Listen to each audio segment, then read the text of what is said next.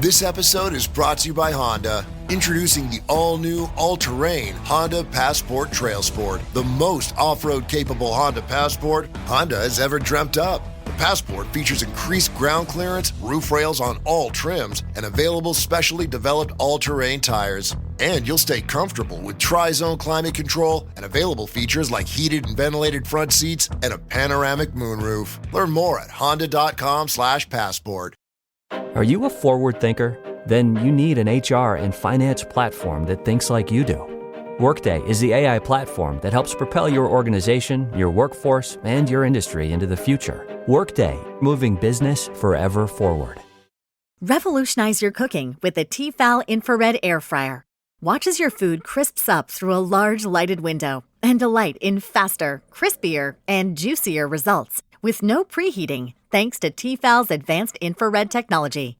Discover the future of cooking and bring innovation into your kitchen by visiting Tefal.com. You need a vacation, so why not come play in LA? Fill your days with fun and let Los Angeles dazzle you with iconic landmarks, epic scenery, and stunning coastlines. And when the sun goes down, it's the perfect place to enjoy world-class dining and nightlife. Let play lead the way and soak up all this city has to offer. Start planning your LA getaway now at visitcalifornia.com.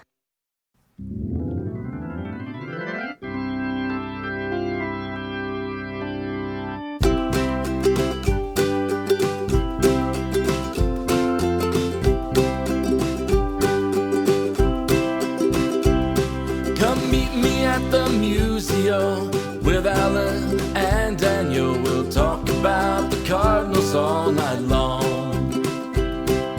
Everyone come gather round, listen to your favorite sound. We'll talk about the Cardinals all night long. We'll talk the games and all the rest, about the team that we love best. We'll talk about the Cardinals all night long. We're gonna talk about the Cardinals all night long.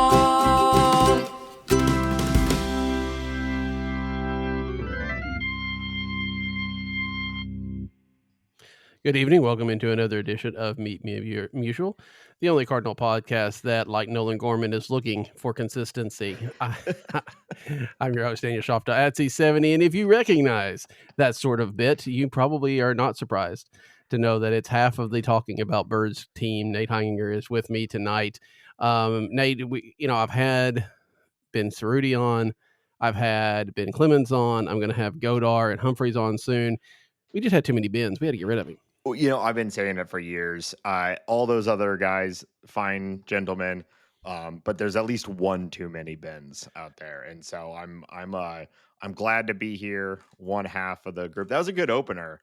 You should have sent that to me instead, so I can use it. Now I still gotta come up with one for this week. So I mean, nice. I send you them all the time. So you do. You're one of the chief contributors to the show. So and you know what? Despite the foul things you've said about me on this show in the past, I'm happy to be here, Daniel. I don't know how you feel, but I'm very glad to get a chance to talk to you tonight. I'm coming despite what just happened with the St. Louis Cardinals.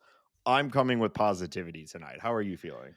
Well, I'm very interested to hear that somebody is coming into the belly of the beast with such positivity. So, kill him with kindness.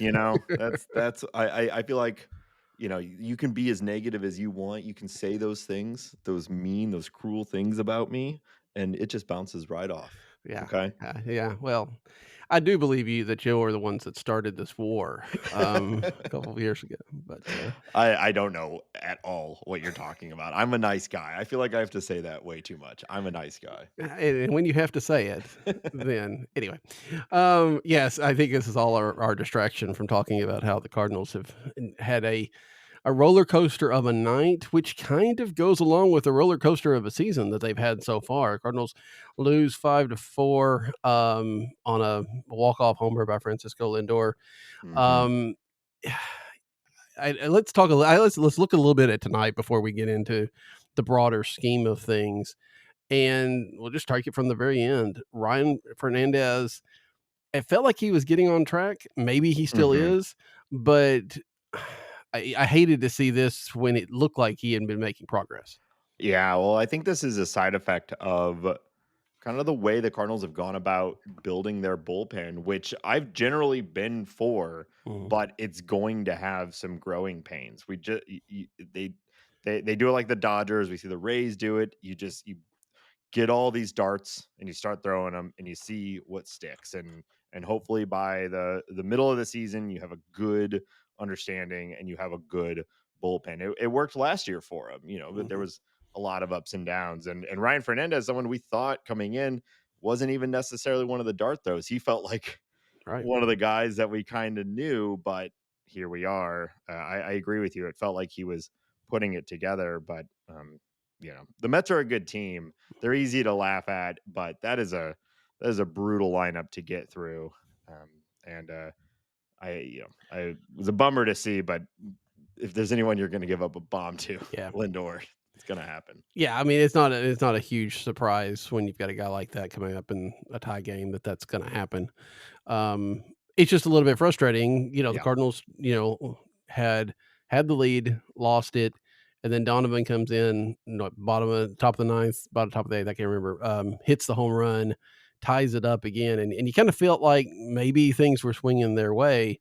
But let's talk about what Brendan Donovan has done over this last week, especially, I mean, all year, but Oh yeah. especially he is, I mean, what, 14-game hitting streak right now. I don't know that you would have pointed to him as he's going to lead your offense, but that's what he's doing. Yeah, ideally he's not leading your Right. offense, right? But you certainly will take it because it's not like everyone's slouching and he's the one guy hitting. There are multiple people on this team having a good season, but he's doing everything right now, whether it's playing a reasonable shortstop or hitting game tying or game, hopefully was going to be game winning Mm, bombs, in the top of the ninth on the road. Like, he's everywhere.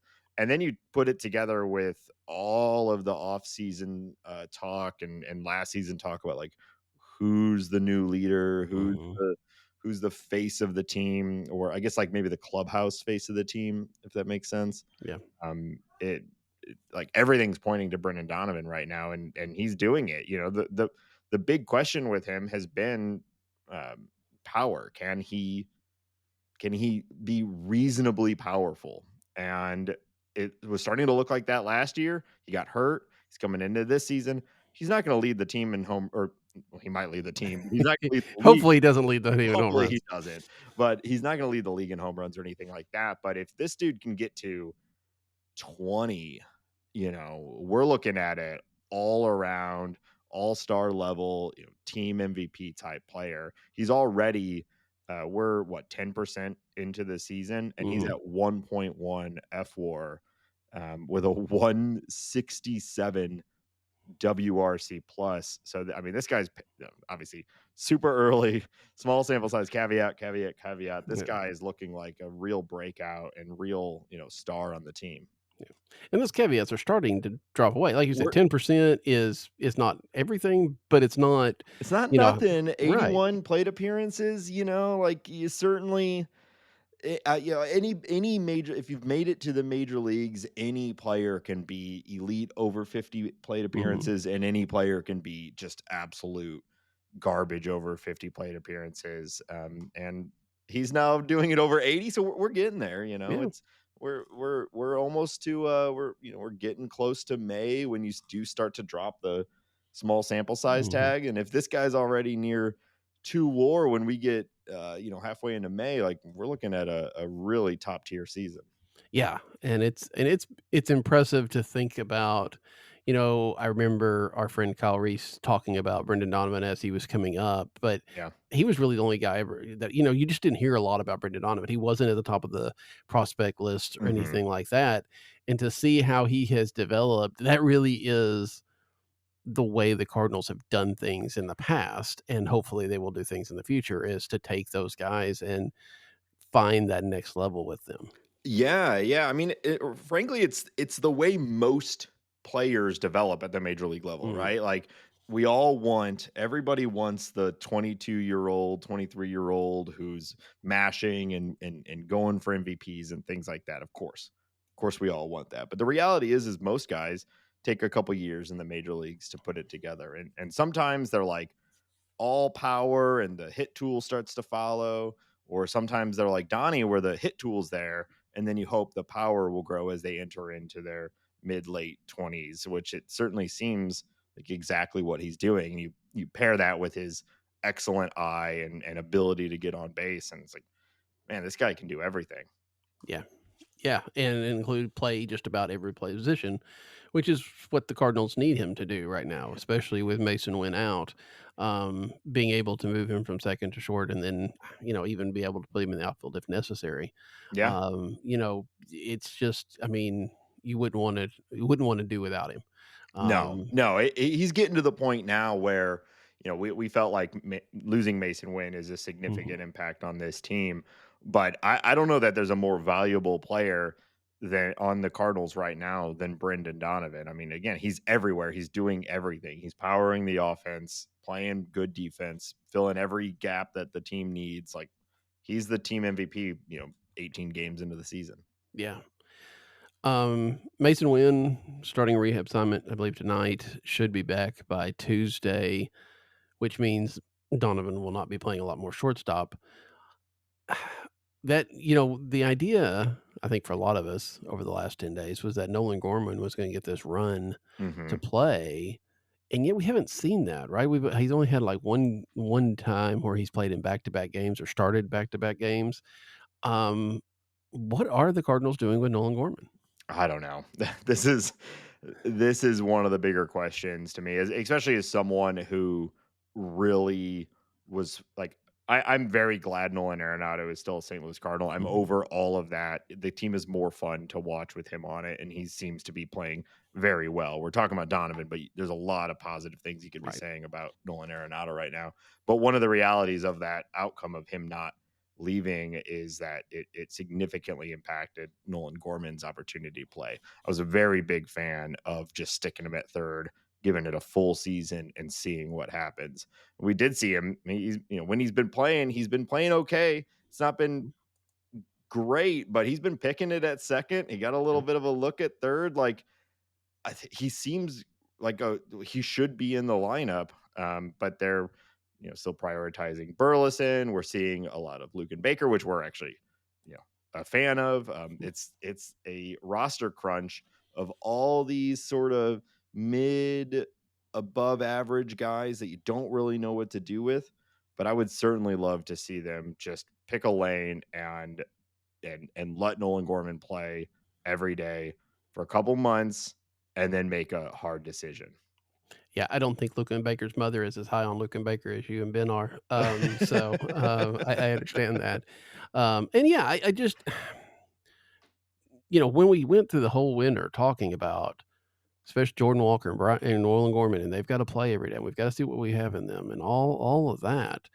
It seems, and granted, Nolan Gorman get hurt early. Okay, sure. But to have this stretch, and you knew it was a short stretch. You knew it was, if the roster looked better than it did, Masyn Winn would never have gone on the injured list to start with. Right. So you knew it was only going to be like 10 days.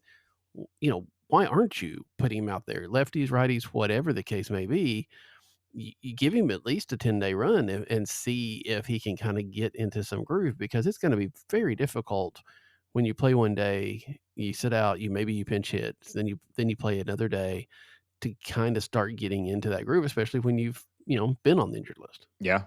Yeah. It seemed like a prime opportunity to just throw them out there every single day. And I would still like them to just continue to do that. Righties, lefties, like you said, even with Winn back, I would love to see them just install him as the DH, spot starts at second and third, and just try to get him out there every single day. I mean, this is true small sample size, of course, but he's got a 141 WRC plus.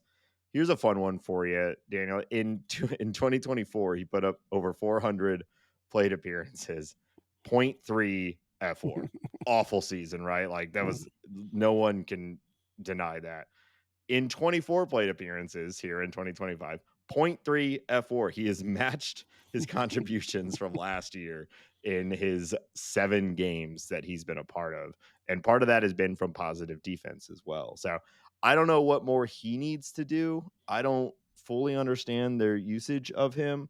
Other than that, you got to have a little bit of like understanding and empathy for like Alec Burleson probably should be playing on a major league team. We're all very intrigued by Luke and Baker's power and patience combo. Like I kind of want to see all these guys, but of all of them, Gorman is the one I think with the highest ceiling. He fits so many needs of this team from an offensive standpoint. It's like just make a choice and play him is where I'm at. And I wonder, I mean, I'm looking at his game log, in his last 7 at bats, he struck out 4 times. He's only struck out 5 on the year. I mean, and granted, there's not a whole lot of games outside those last few, but still, 5 strikeouts, 4 walks on the whole looks good. But when you start looking at how he's starting to strike out either now, maybe he's just running into better pitching or whatever the case may be, but you also wonder if, even though he's supposed to know that, the idea was let's not let these guys press, let's not let them look over their shoulder. I mean, with the way this team is rostered, I can't blame him for thinking he needs to go out there and do something to get back on the field because they're just not doing it. Right. And the Cardinal offense is the best part of the team right now, but they're not running away with games. And so I'm sure there's a little bit of press there too of I got to be a part of this good offense. I'm here to hit for power. And that leads to bad habits. I mean, we know what a bad habit Nolan Gorman looks like, and it's rough. I mean, it's truly rough when he's carrying those 40% strikeout rates. But we also know what a good Nolan Gorman looks like, and we've seen little flashes of that this year. And I personally, I kind of feel like the Cardinal offense has looked so good that you can afford sliding in a Gorman. I think it's funny where they have been like, the Cardinals do this hilarious thing where they're like, they seem to be super indifferent on guys, but then when they do play them, they put them in key parts of the lineup, Yeah. like Luke and Baker, we're not sure if he's going to make the roster. Okay, he's on it. He's hitting in the 2 hole. Nolan Gorman, we have confidence. We want him to gain his confidence. We want him to get comfortable. He's in the 5 hole. It's like just. I mean, I know it makes sense. They like the Victor Scott at the bottom, the Masyn Winn, the speed, the sort of wraparound thing. But I don't know. It seems to me like just slot Gorman in at like 7 or 8, just let him rip, and we'll go from there. Well, and especially the way that Jordan Walker's playing now, right? I mean, because Jordan Walker, at least early on, was hitting in that 7 spot, but you can move him up to 5 or 6 now, let Gorman drop back down, put him in front of the speedsters so that if he's out, okay, no big deal. And if he isn't, he's not terribly lumbering. It's not like you're putting a catcher in front of them. So I don't know. Well, see, we don't have to worry about our catchers because they just hit it over the wall. So they just get to jog around. Have they thought about putting Nolan Gorman at catcher to see if that helps? We do need more big beefy catchers. I think so. I've always said you got to have 3 or 4 catchers on your team.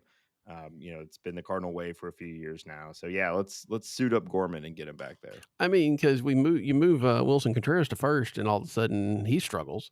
So it may be that the magic of Yadier Molina is able to work on anybody this year. Oh, sure. There's just some residual magic dangling around there at home plate. Whoever's there suddenly. Absolutely. Yeah, that makes sense. That's the best explanation I've heard so far for Pages and Pozo and everything that's happening. I mean, it's just logical. It's just logical. Yeah. It's kind of crazy that we talk about Ivan Herrera and he goes down and we're like, what's going to happen? And then for the most part, I think that it feels like it's slowed up a little bit, but then everybody's slowed up a little bit. But Pages has been pretty good. He's good. I like Pedro Pages. You certainly respect the step up in the situation. I think Ben and I have talked a lot about it on our show. Neither of us really see him as this like long-term bashing catcher sort of thing. But for what he is and what they need right now, you can't be anything other than like really happy with what he's been able to accomplish. No. And I think, again, he had some good numbers in the minor leagues for power and things. I think it was, in the offseason when we're talking about the catching position, it wasn't necessarily a slight on Pages. It was just a fact that Ivan Herrera is clearly the better hitter. Mm-hmm. And when you're discussing this, you wanted the Cardinals to use the better hitter because that's what they needed. But yeah, Pages is a more than average backup. And as we're seeing, can handle the starting role for a while. Again, I don't know that anybody really wants him to do it all year long. But for what we've seen out of him, and then, like I said, Bozo has come up and been strong in his a couple of appearances. Mm-hmm. I mean, the fact that the Cardinals have the best catching core, I think, in the major leagues, at least right now, offensively, is not something I think we would have seen coming forward. It certainly feels that way, and it is quite shocking when you consider the fact that just like 2 years ago, or maybe it was even I don't know. All John Mozeliak speak all blends together, but at some point recently, John Mozeliak said, yeah, we kind of just didn't worry about catching and developing catchers for 20 years because of Yadier Molina, which you kind of get, but also like a pretty damning admission of just how they structure their organization. But for it to go from that to now, like too many catchers. I mean, we haven't even mentioned Jimmy Crooks, who S tier name, and he's down there, probably actually the future of the catcher position for the Cardinals. Just it might be a little while. It's such a extremely difficult position, but like that guy's down there too, and so now you look like it's really hard to project, like what does even 2026 look like, or 2027, who actually is the starting catcher for the St. Louis Cardinals that we expect for them to be there for the next half decade or more. And it is funny that Mo would say something about that, because they did develop catchers while Molina was here, right? Carson Kelly came up, and now he's apparently have you seen what he's doing? Yeah. It took him 6 years in the league, which is again very normal. That's like, especially catchers, it's not uncommon for them to develop power later in their career. But yeah, I mean, it's probably a mirage, but maybe not. He's been playing at the major league level for quite a while. So yeah, Carson Kelly. And Hendrik Kisner didn't do quite what they thought he would in the major league level, and then of course didn't really catch on otherwise. But I still wonder if they had let him, play a little bit more, what that would have looked like, because he had some good numbers. So they've been able to put the people together. They just couldn't let them play in St. Louis because of Yadier Molina. Yeah, so I mean, it's already a impossible position to play and also be effective as offensively. And then when you add in the fact that you might only get to do it at the professional level once or twice a week, like I don't know how you expect any backup catcher to really do anything. Like, I can't believe they ever get a hit, let alone are like consistently successful. Yeah, it is pretty remarkable. And you're right. I mean, going into next year, and then you got Leo Bernal that's down there, sure, and then even getting deeper into the ranks, there are some others that are interesting. Sammy Hernandez. Yeah, it's not uncommon for guys to come up as catchers, right? And then you figure out that their bat's more valuable and they get moved somewhere. Herrera doesn't really strike me as an outfielder, but he's an athletic guy. He's young. He could maybe do it. And you assume first base is pretty occupied for a while. So I think they're going to try to squeeze the catcher as much. They're going to try to squeeze as much catcher juice out of this guy. I didn't want to say it, but I started.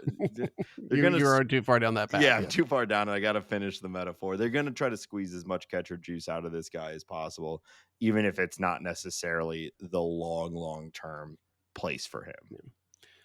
Do you think there's a chance that they start that transition with Herrera this year? I mean, we've talked a lot, everybody has, about his defensive. He's getting better defensively, but still trying to catch runners. That seems to be a big deal, even though I don't know that Pages is just a whole lot better. He is somewhat better. Is that a situation where they say, look, he's already been hurt, we don't know when he's coming back? Do they start that, maybe shifting him to a little bit more on the DH side of things this year versus letting him start at the behind the plate? I do wonder if the knee injury is the start to this, because until the knee injury, I would have said, like, hell no. Like, he's a fine catcher, and getting that offensive production from a catcher is such a valuable thing. I think he'll be a valuable offensive player no matter where he is. But if he's a first baseman or a DH, the value you're getting from him and his bat like really plummets in comparison to being a catcher. And also the Cardinals, like most teams, you like having that DH as like a rotating option to give guys days off. You really don't want to be a team unless you've got like elite of the elite, your Otanis and things like that. You really don't want to be a team with just like a dedicated DH. And so I don't think they want to do that. I don't think it's the ideal outcome. But once you start talking about knee injuries, even for a young guy like Herrera, and knee injuries for a catcher, I do think it might maybe possibly start to expedite that conversation more than they had hoped. And then considering all of um, the depth that we just talked about, it makes that decision easier and easier. I still will be surprised if it happens this year, but it wouldn't surprise me if we start seeing him in a sharing more time with Pa Hayes than was the plan at the beginning of the season, if that makes sense. Yeah, and I guess it probably does depend on what the second half looks like, right? If the Cardinals get out of contention, maybe they start that transition a little earlier than they would if they're still running around, in shouting distance of a wild card or something. But yeah, I mean, we've talked about it so much, and then when Contreras was back there, it seemed like impossible. So to see him move to first freed up a few things, but how long does that last? Yeah, well, what you've got 2 years left on Contreras after this year, Mm-hmm. right? And we'll just assume that that's how long he is over there. That could maybe line up with like a Jimmy Crooks coming up and taking over full time at catcher and Herrera moving over to first or something like that. But I don't know that when we start getting that far off, there's just so much can change in a year or two in this game. And so it's really hard to project like, oh, who will be the starting first baseman in 2028, Well, and I think it's even more so because we know the front office is changing at the end of the year, right? I mean, we have an idea, and we could probably project a little bit about what Mo and that company would have done over the last few years, or that too, maybe. But yeah, we don't know what Heimblum is going to look like. Is it going to be like, hey, we got to get rid of all these guys? Let's get the young guys to play everywhere. Or is it, we can figure out a way to make this work. I don't know. Well, I mean, that's something we can look at down the road. But I think there's that roster crunch is real, and we're seeing, and we're going to go back to Masyn Winn coming off the injured list. It was fortunate, I guess, to some degree that Gorman could come on when Winn went on the injured list. But when Winn comes back here next week, what do? Do you go back to this idea of no backup shortstop, or do you let JC stay, but then who goes down? I still don't know how this roster works necessarily. Man, it's certainly hard to send JC down right now, right? Like he's doing everything well too, but he slots right in that same cast of like we have there's enough upside to dream on that you want to see him play every day, but they're also like none of them really project to be like true, all-star MVP type guys. So it's just kind of this soup that the Cardinals have been swimming in. Mm-hmm. A little mixed metaphor there for you. That it's really challenging, and it's a byproduct of them seemingly unable to make decisive decisions and move on from guys, even if it maybe means not an ideal move at that moment. Yeah. I don't know. Go ahead. Burleson's a big question to me right now. I really like Alec Burleson. But he's had a slower start and there's a lot of redundancy there. Obviously, JC, he's the new guy. He's just kind of the one you expect to be sent down, especially with Winn coming back. It's like, where is he even gonna play, assuming that Donovan is playing at second base every day? Lukin, we love him, but he's not necessarily like tearing the cover off the ball. I could see something like that. Like it's a tough choice. We've been saying it for years now, and it's not going to happen right now. But I'd like to see them just trade some of these guys for some young, single A, double A pieces that just clear this up a little bit and make it a easier decision. Yeah, it feels like they should have done that something beforehand, but it feels like that's what they're gonna have to do.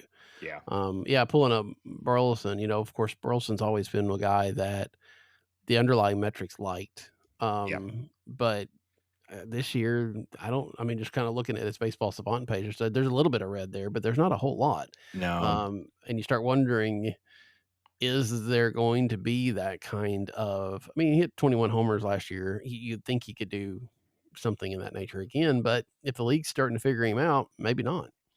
Yeah, well, he's one of those guys where it's like he's still young enough.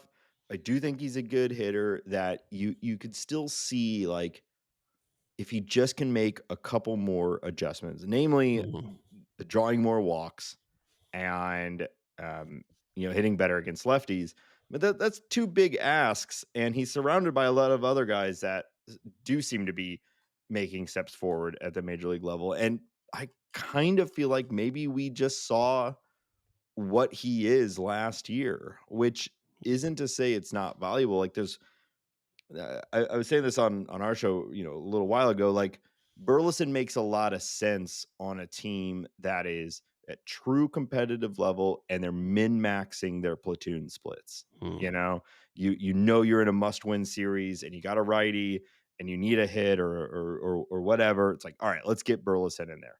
But for a team like the Cardinals there's a few guys that are obviously locked in long term, but there's so much uncertainty about so many positions, and you're really trying to figure out what does the future locked in version of this team look like?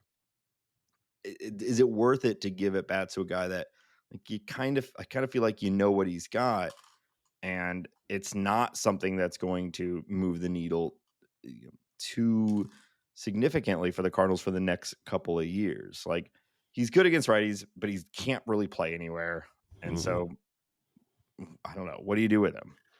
Yeah, I think it really is getting to that point. If he was hitting like he was last year, you can stomach a lot more things, right? Sure. But and I'm sure they're going to give him the chance too, but it hasn't been there yet. No homers yet. You hate to cut he was really good against righties last year, right? Right. And you hate to cut a guy after he's gotten 61 plate appearances. So Right. you could make a lot of excuses for that and say it'll come around. But I think part of the problem is that there's no clear identity for what the Cardinals are trying to achieve in 2025, that it makes it really hard to know what to do with a guy like Alec Burleson. Because if they were truly like a win now team, I could totally see a spot for Alec Burleson on this team. And if you ask any of the players, they're certainly saying we are a win now team. Right. And there's a lot to like about this team. Like I came in saying I'm being positive tonight, Daniel, and I'm staying positive. Like there is a lot to like about this team right now. But the reality is they're 2 games under 500 and in 4th place in the NL Central already. And it certainly seems like the only path for an NL Central team to make the playoffs is through winning the division. And I know it's still early, but there are a couple teams in the division that are looking pretty good right now. So it just doesn't seem like it's the right fit for him on this team right now. But he's also probably really hard to trade because I don't know who's buying Alec Burleson either. Yeah, I don't know. I pulled going down a little farther on his StatCats page. I will say the only thing that kind of stands out differently this year, because a lot of numbers do look, except for the fact he hasn't barreled a ball yet, which is weird. That's a rough stat, though, It's right? a rough No stat, barrels for yet. sure. But the thing is, normally he's hitting 34, 35% sweet spot. This year it's 16%. And so you wonder, is there an adjustment, is there a swing adjustment that could be made that, all of a sudden he's unlocking a little bit of that. But still, you're right. Last year is probably the max that you're going to get. And how does that fit into a team that is already trying to figure out how they're going to play all these players? And again, I like Burleson. we'd be glad to keep him around. But at some point, some of these guys have got to go one way or another. Yeah, and so exactly, like everyone that's in the offensive side of the ball right now that's on this team, like several of them will not be on whatever version of on the competitive version of this team, right? Right. And I think like there's some reasons to believe that the Cardinals could be a competitive team still, maybe this year, but certainly in the near future. Like I'm very on board for that. And so you have to look like who's going to be gone and who's going to be replaced with, maybe outside things or maybe like a JJ Weatherhold or whatever it may be.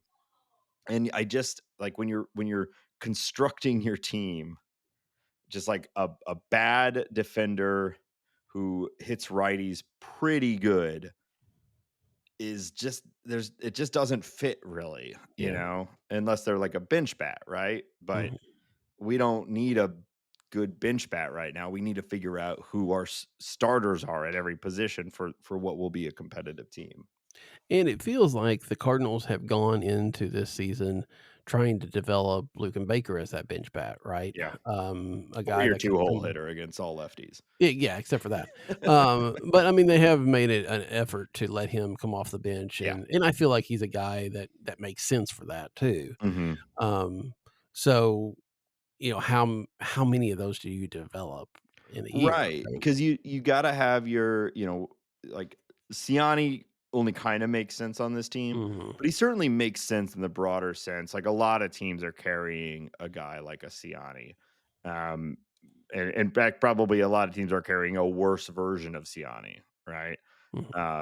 And then so you got a guy like that. You got your utility infielder type guys. You got your the backup catcher. There's only so much space for like a platoon hitter, that can't really play anywhere. He strikes me as a guy that's like, if you could find a place to get value for him, that's the one.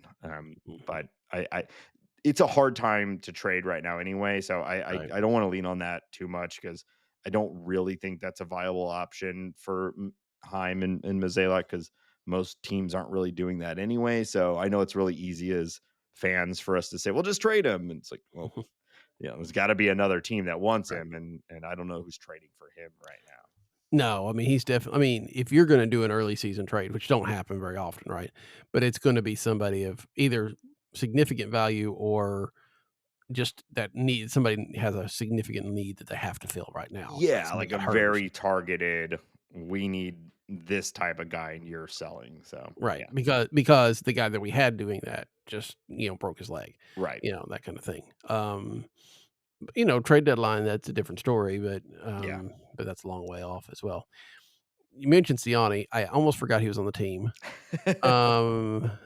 Because if you're not getting those leads late and significant, enough to, do the defensive closer bit that they're doing, there's really not any reason to have Michael Siani on this team, is there? There's not, especially when you consider the fact that maybe Jordan Walker is a good right fielder. Right.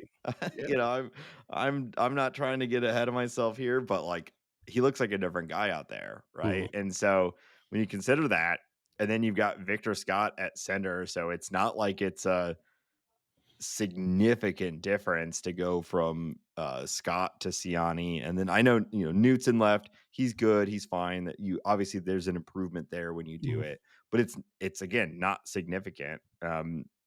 I saw that article too on the Cardinals, STLCardinals.com or whatever. It was like Siani is perfecting the defensive closer role. And I'm like, we've won like 6 games when they published that. Like, what do you mean perfecting the defensive closer? Like, what even is that on a team that doesn't have roster spots to spare like that? I said it a few minutes ago, like it has always made sense to me to have like a defense first, 4th outfielder. I think most teams are carrying a guy like that, but this is another spot where the Cardinals got a bunch of these guys down in the minors where you're like, we think we have our outfield pretty set, but there's still opportunity for someone to come in and take any one of these spots. and I don't think we should be so quick to just lock it in. And I'd rather start to see Koperniak, Church, all these other Mhm. guys start to filter through and get a better idea of what this depth looks like. And maybe one of them pops, because I think we all know what Michael Ciani is. And it's just, unless you truly believe the Cardinals are going to win in 2025, I don't really see what he's doing on the team. Yeah. I would tell you to ask John Denton about that defensive closure thing, but he just hushed you. He'd So tell me to, he'd tell me yeah, to keep it down, yeah. please. Um, but yeah, I mean, I do appreciate what Ollie Marmol was doing there because I think it's unique and it's a little bit it's smart, right? I mean, you're taking all the edges, right? Even if Jordan Walker is improved, which I think he is, Victor Scott's better than him, and so for the 8th or ninth inning, you're trying to make your percentages better, and that's what baseball's all about, especially Sure. these days. So I get that, but I mean, I just don't know if that's just really worth carrying a Ciani on this roster when, like you said, there's outfielders down there that we'd like to take a look at, but also just trying to figure out, like, I mean, when Masyn Winn comes back, is it fair to send down a JC who's hitting well and who still could have a role on this team to carry a guy like Ciani who's just there to pinch run late and play defense in a game that they're winning? Yeah, it seems to me like Brendan Donovan is your fourth outfielder. Mhm. And then, keeps the JC. Like, I love a Gold Glove center fielder as much as the next guy. Don't get me wrong, but we're not that type of team right now. Again, it's like these are decisions. It's sort of similar to what I was just saying about Alec Burleson, where it's like it makes a lot more sense if you have like a locked in 9 that you're playing them almost every day and they're crushing it, and you're min-maxing the end of the game. You're bringing in Burleson for a key at bat against a right-handed pitcher. You're up by 3. You're bringing in Ciani to seal the deal. All that makes a lot of sense to me in this sort of like ideal world, but the Cardinals are not that team right now. And we need to be seeing who, like, they've drafted pretty well over the last few years. There's a lot of Mhm. guys that seem to be maybe good. I don't know, but like we can't just keep doing this swamp or the stew or whatever of these guys that no one ever gets to play, and then you trade them away, and then you get bashed because they turn out to be uh Adolis Garcia or whatever. Right. Yeah. I wanted to pull up. I'm surprised Koperniak has actually struggled so far at Memphis. He had such a good spring. I mean, I Yeah. would still like to see him at some point. Yeah, I would Take too, a and I think spot. we will at some point. It wasn't surprising to me that he didn't break camp with the Mm, Cardinals. yeah. Spring is one thing, and they do have a glut of these outfielders, but I think he'll hopefully find his way at some point. Yeah, I think that's probably so. So yeah, I think Tuesday's decision will be interesting if Hmm. if it is so JC. I think that's still a little bit of the same old, but it could be that they said, "Hey, we've decided it's time to move on from Siani a little bit." And I think at this time last year, or even in the winter, I don't think we would ever believe that, right? Because it really felt the Cardinals were like overly hyped on Siani, Yeah. and I feel like I've been surprised at how much they haven't used him versus Victor Scott. Well, because why? Like, why use him? Oh, right. No, Like, but that doesn't mean they wouldn't. yeah, yeah. Mhm. There's been a few decisions lately that have given me a little bit of hope. I don't know if it's Hein Bloom or whatever, but like, really love the Liberator Mhm. decision. That's obviously paying immediate dividends. We've seen them make some what I would think would be smart rebuilding team decisions.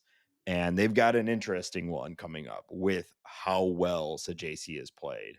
Again, we have small sample sizes, et cetera, et cetera. But this is a guy that they went out and got, they went and traded Mhm. for. He's looked incredible at times in his minor league career. He's looked rough at times in his career too. But right now, looking great. What else do you want from the guy? So it would feel pretty rough to send him back down right now.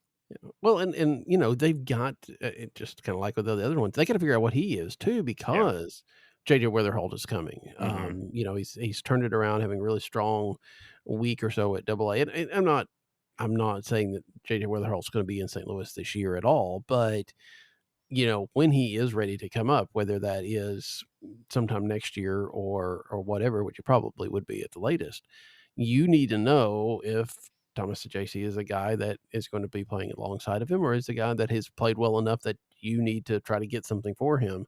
And letting him just kind of stew in Memphis isn't going to help that.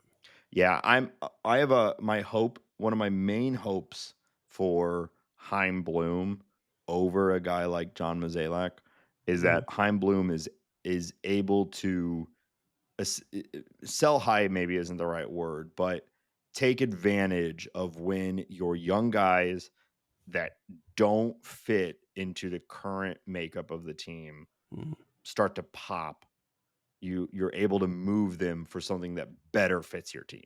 Right. There are needs all over this team, but gritty middle infielders who seem to be pretty good at putting the ball in play and have a little bit of power.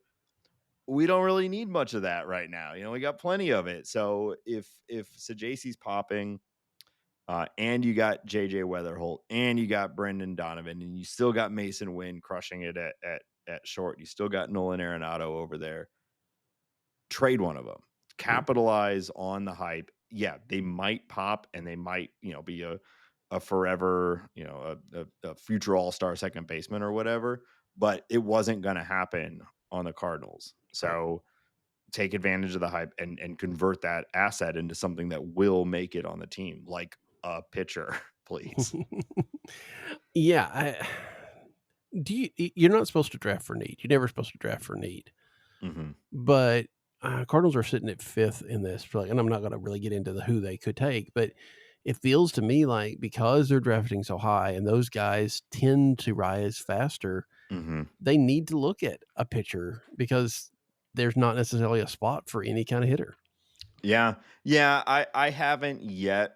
I do love the draft, and I'm a big minor leagues guy, but my current line of my obsession into baseball, it stops at getting really into college ball and high school ball and stuff like that. So I'm not going to pretend to be any sort of expert on the draft that's coming up.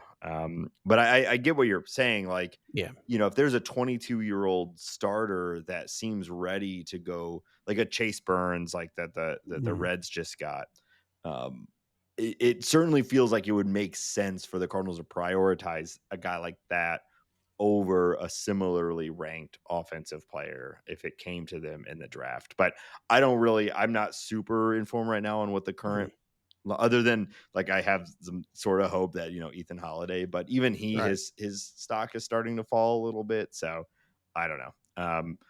But yeah, I mean, broadly speaking, like this 5th pick, I am very excited about it. Like you said, this is the part of the draft where you can get like a franchise player, so don't mess it up, please.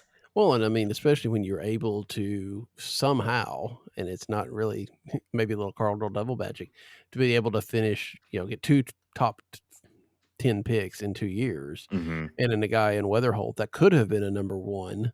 And is maybe looking like it, I've said this before, but like there's a writer that I really like that said that he believes that JJ Weatherholt might be currently the best all-around hitter in the minor leagues. Yeah.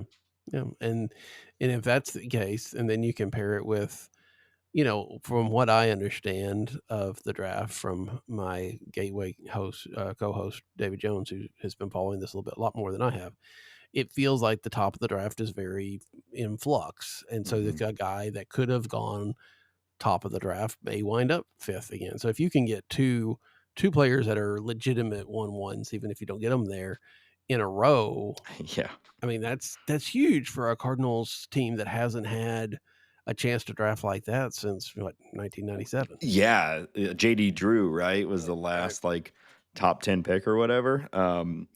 Yeah, it's fun. The Cardinals have drafted well over the last few years, and so this is a part of the team that I still I maintain my confidence and Heim Bloom, I think, has some good history of being a prospect hound. That's been what he's made his whole name on. So like certainly seems like they're everything's lining up right now for the Cardinals to add a major piece to the team here in the relatively near future. Yeah, hopefully so. Yeah, and I Okay. think JJ Weatherholt would possibly, like, I don't want to compare anybody to the Angels, but I think if JJ Weatherholt was drafted by the Angels, he might have broke camp with them. You know? I'm sure he would have. I mean, I think if they drafted you would have broken camp with the Angels because that's just what they do. Man, I was Um, thinking about, I've thought about if I ever, like, you can go to these places where, like, you can do a hitting machine or mhm. and they'll throw it at like 90 to 100 miles per hour right past you. I don't think I'd even see the ball, like, let alone, I think I'd be too scared. Have Yeah. you ever tried to take a swing at, like, a real pitch? No, I Yeah. don't. I mean, I remember, when we had batting cages down here, I did get in the fast one a couple of times, but I have no idea what it was. I'm sure it wasn't nearly that. It was probably like, 60 or something like that. Yeah. It felt Yeah. like it was 90. I think if I Um, got, I think if I got hit by oh even God. like an 80-mile-per-hour fastball, I think it probably cuts right through me like a cartoon cannonball, and I die immediately. Yeah, I have a I, feeling I they would made never hit me because I would probably be running out as not soon as even they get felt close it. to it. Yeah, Yeah, yeah. I made for sitting at a desk on Friday night talking to you about baseball, not And not I've being been any doing this. I've not been doing being this a really long any time, closer. so you know how well I'm designed for that as well. So yeah. So we haven't talked, and maybe it's sad to end what has been a good show on a down note, but we haven't talked much about the pitching, and it Mm, feels like, man, that pitching staff is. That's the way the Cardinals are gonna go this year, right? It's just yeah. gonna be there's gonna be times where they look great, and then there's gonna be times where they struggle, but even although, to be fair, even the last couple nights, it hasn't been bad. It's just not been good enough. Yeah, I think this is what a 500 team looks like, right? Mhm. Like, uh, there are bright spots on the pitching for sure. Liberator. I Yeah. mean, it's too early to call this a breakout, but everything he's doing is the steps in the direction of a breakout, and it seems impossible, but he's only 25 years old. Yeah. You know, leading the team in F4, and just it passes every test, eye test, underlying metrics, everything. He looks good. Now the league will adjust. He's started to mix up his pitch mix. Maybe that's just throwing guys off the game plan, things like that. We don't know yet. Other teams will adjust. Does he continue to make adjustments? But everything about him looks awesome. So bright spot, right? But then you also have, well, I mean, even Miles Michaelis had a couple good starts now, but, like, what are we really doing with him on the Yeah. team right now? Like, what is the actual goal of having him on the team right now? The bullpen, there's a ton of question marks still. I think we knew it going into the season that they were the weak spot of the team, and here we are, 10% into the season, and it's being confirmed that it's the weak part of the team. Yeah. I mean, it's been better than we thought, Sure. which is why the Cardinals are within striking distance of 500. Right.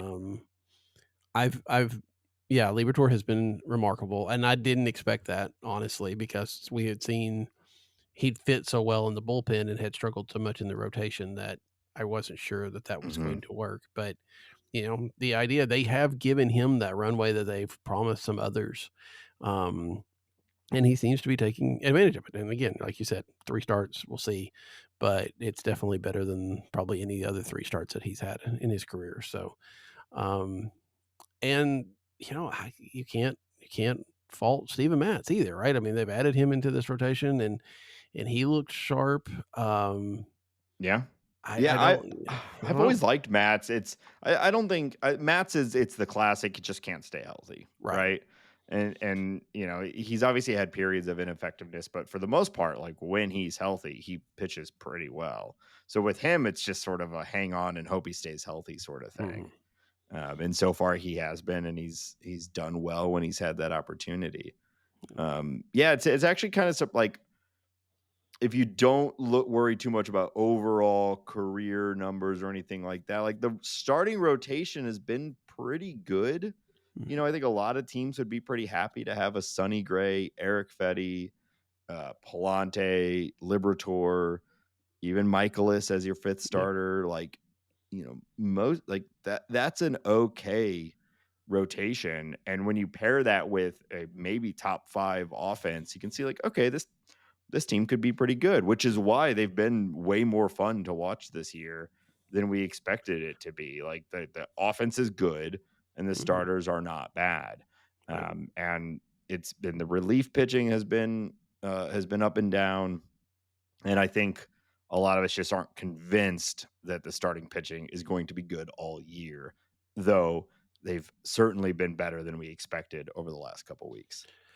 Yeah, I think that, I've talked about it a little bit. I think y'all talked about it maybe either in last show or the show before, a little bit about how, even in a terrible year last year for Miles Michaelis, he had, led the team in quality starts. He had a lot of games that were fairly good, even no runs and 6 innings or something. You're going to get games like that. We've seen a few of those this year. You're just also going to get the games where he gives up 7 runs in 4 innings and you're out of it before you blink. And you just hope that there's fewer of those than there are the other. But it's that balancing act. But if that's your fifth starter and your fifth starter can go out there and give you quality innings or quality starts a third of the time, I mean, it's hard in today's pitching market to say that's a bad thing. Yeah, well, I don't have the active number in front of me right now, but I think it was going into last year. We were looking at WAR leaders, F4 leaders in starting pitching over the last 3 years, and Miles Michaelis was number like 18 or 19 in the entirety of MLB. Wow. Because what he does is he pitches a ton of innings, and when it's all said and done, it's somewhere around 4.5 ERA, and like that is valuable for sure. And like you said, like as your fifth starter, I mean, tonight's start wasn't excellent, but against the Mets, like they're a really good lineup. So, there's certainly I get why the Cardinals, despite everything, would say like let's keep running Miles Michaelis out there. But my problem with Michaelis and the rotation isn't really about his performance at all. To some degree, it's like I just don't understand what the purpose of him on the team is right now. Well, not having to pay somebody not to sit at home. So that and that certainly seems to be basically what it is, which is like the worst thing from a fan perspective when it's like, well, we're paying him 17 million, so he's going to play, and that seems to be just what the answer is, which is a very frustrating answer. I mean, I get it, money, business, all that, but like, what a boring choice, because even if he does it this year, even if he leads the team in quality starts and pitches 180 innings at 4.5 ERA. Like, what does that actually do to move the needle forward for the St. Louis Cardinals? If anything, it maybe hurts them because now they have a worse draft pick the next year or something. I don't, I don't get the point. Yeah, unless they win, unless they get the wild card by like a game or two, Right? And then, okay, those games mattered, but for chances are, one, you could probably have won by more than that if you'd had somebody else, and two, it's not likely to come down to that. So yeah, I agree. I mean, you're not helping because he's not going to be here next year, right? And that's the start and stop of it. Is like what is he giving this team that Michael McGreevy doesn't give you, that he'll also give you next year and the year after and the year after and the year, Yeah. And it really is just he's owed almost $20 million and they don't want to just pay that. Yeah. I want to sit down. I haven't done it yet, but I want to sit back down and write about Michaelis because the Cardinals twice in his career have given him extensions when they didn't have to. Yeah. And, I wonder how much different it would have been if they had let, the first year he came over, he pitched well. He had an option for a second year. If they had just let that option come, because he struggled the second year, they might have let him walk. But instead, they gave him the extension and he's here. And then, he has another good year about the time they want to give him another extension. And there are reasons for that and all that. But yeah, you think that maybe if they had been a little bit more hesitant to hand out, money to him, things would be different this year for sure. Yeah, the only guys the Cardinals give extension to Right. are the guys that they shouldn't be. I That's guess about right. the Yeah. yeah the Goldie extension, obviously that worked pretty well, right? But Mm. outside of that, what's the last really good Cardinal extension? Before, yeah, I mean, you got Pujols? the yeah. Well, Yeah, Pujols Yachty. was an extended. Yeah, I mean, the Yachty extension worked out a lot better than we They thought. worked out well, but I think Yeah, we're also, myself included, like, he coulda put up -10 WAR every year, and I would have been like, sure. "Ah, it's Yachty, Well, whatever." and not even, and I'm not even talking about the last couple. I'm talking about that 4 year. The one, yeah, like, Yeah, where yeah, he was still kind of in early, his prime. That worked out well. yeah. But Okay, yeah, cool. and I So guess 1 in the last 15 years. That's cool. That's right, good. and I will also give the credit to the front office for not giving Goldschmidt an extension last year when we all thought they were going to, Yeah. and that actually worked out pretty well. He's playing pretty well for the Yankees right now, though, so Yeah, but where is he gonna play on this no, I team? It's know. just, I mean, it's exactly the same thing. It was a very, Yeah, we I think we said it a ton on our shows, like, we're all gonna sure. be really sad when we see, even before he signed with the Yankees, it seemed like the most obvious thing in the world, and we were saying, we're all gonna be really sad and also really happy when Goldie goes over and mashes for the Yankees, and he has a 149 WRC plus, for the Yankees right now, damn it, and, good for him, um, Yeah, yeah. I mean, it's hard to imagine that he would have done that here. No, Um, yeah, we're on Although it. Brant Brown is working miracles, so maybe. Maybe, yeah. I mean, it's all good. It's Yeah, all, I'm actually, that was all good. I'm glad he's having success where he went. He's a good guy, and I'm much happier with Wilson, even though he's struggled to start. I'd still rather have Contreras as our first baseman than mhm. Goldie right now. So that's all good. But yeah. Speaking Anyway, of, when do you worry about Contreras? Um, I thought maybe the Torpedo Bats was going to, kickstart something. It didn't seem to have. I don't think we should be worried about him yet. But how long? I mean, for a guy that has been kind of really a big part of the offense the last couple of years when he's been healthy, it's very tough to see him not only struggle, with not getting any hits or anything like that, but striking out so much. yeah. Yeah, it's definitely, we've seen some sparks recently, which gives me some hope. But we're obviously getting closer and closer to the start to worry phase. But honestly, I'm still not really. Mhm. In some ways, I almost view this as, like, if you zoom out a little bit, I view this as a overall, it's not a good thing for the Cardinals, but it's something that makes me maybe a little bit excited about the future of the Cardinal offense, because the offense has been good. We've been really excited about it. And the best hitter on the team, in most people's opinion, has been bad. Yeah. Right. So, Yeah. like, think about what this team looks like when Wilson Contreras returns to his very long set of career norms, right?